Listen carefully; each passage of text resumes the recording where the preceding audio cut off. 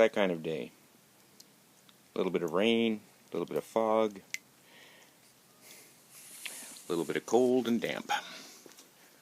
So we're not getting a lot done today. At least not outside. The rain has slowed us down on working on the Annex. So I've been doing a few things in the shop instead, which is kind of cool as well. I mean, I've got a couple of projects I need to take care of.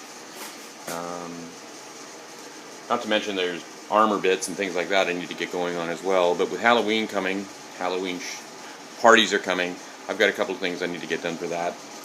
One of them is this year's theme, that party we're going to is Celebration of the Dead. So I'm going to be doing up a mask, and that mask I'm going to probably work in some of this copper.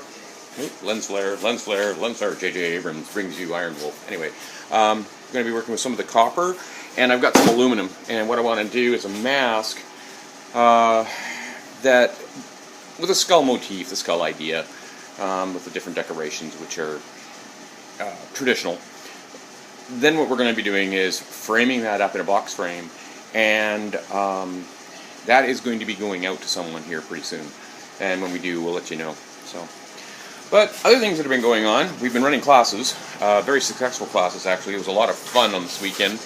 We did the copper brooch class, worked really, really well. I was really happy with the students, was able to do some stuff with fire and with the pins that normally first-time students, they're not going to get. We usually just do the little pigtails and pigtail tips or ends, which are pretty simple. I mean, this is, actually get away from lens flare. You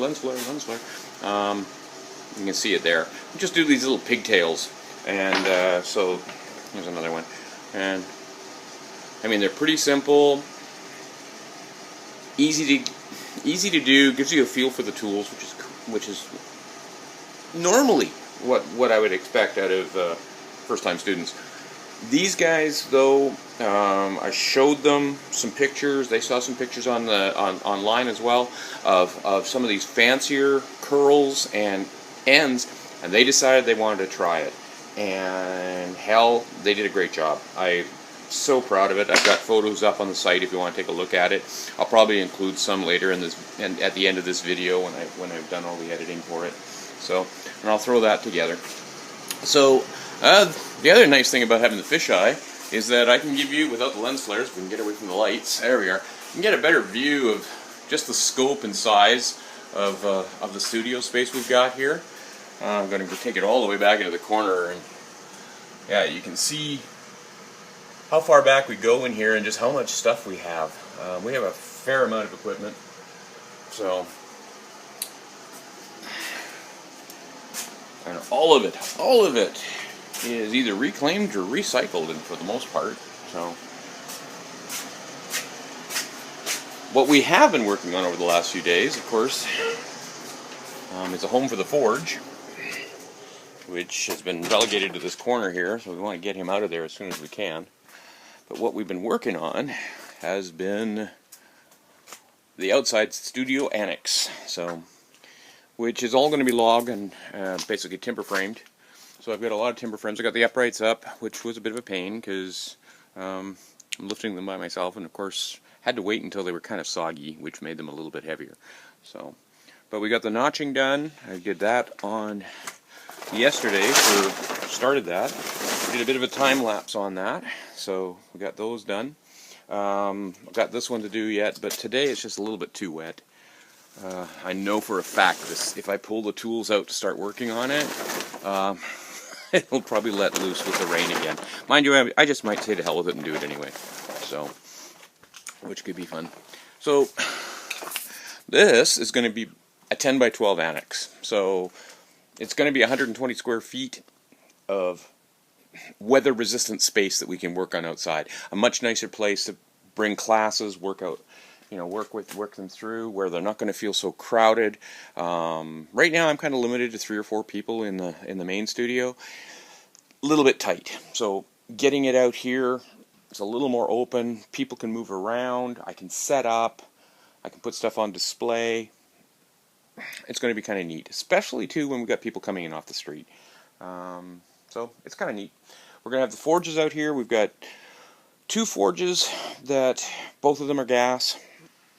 One's the big box forge, which we use mostly for the big work that we do. We're going to have a small spot forge, which I'm actually going to shoot a video of the building of. I think that would be kind of helpful to people who see how I actually put these darn things together. And they're pretty cool because they're made from old propane tanks. You've probably seen pictures of them online. Burners and that I make with local parts. And if you got a barbecue outfitter and a little bit of black pipe, the iron pipe, you can build your own burners. That's really cool.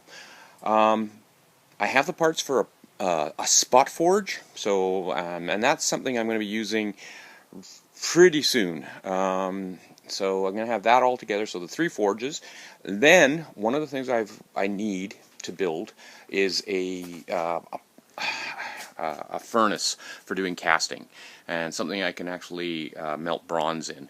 So we're going to be building a bucket, what's basically a bucket forge or bucket furnace. So that's going to be kind of cool, and I'll probably shoot some video of that as well. And probably work with a couple of our students locally, and make them part of that whole process. So, but as you can see, I don't know if you can see my breath, but it's a little bit cold and miserable out here right now. But I'm thinking, it is starting to lighten up. I think a wolf isn't too afraid of the weather anyway. An iron wolf has a tendency to be becoming a little rusty. But I need to get this done, and I would like to have the roof on it by next week. So, with no further ado, I think I'm going to sign off for now, and we'll add a little more video later. Some bits and bobs, and some photographs of some of the stuff that the students worked on this weekend. Anyway, you guys take care. Talk to you soon.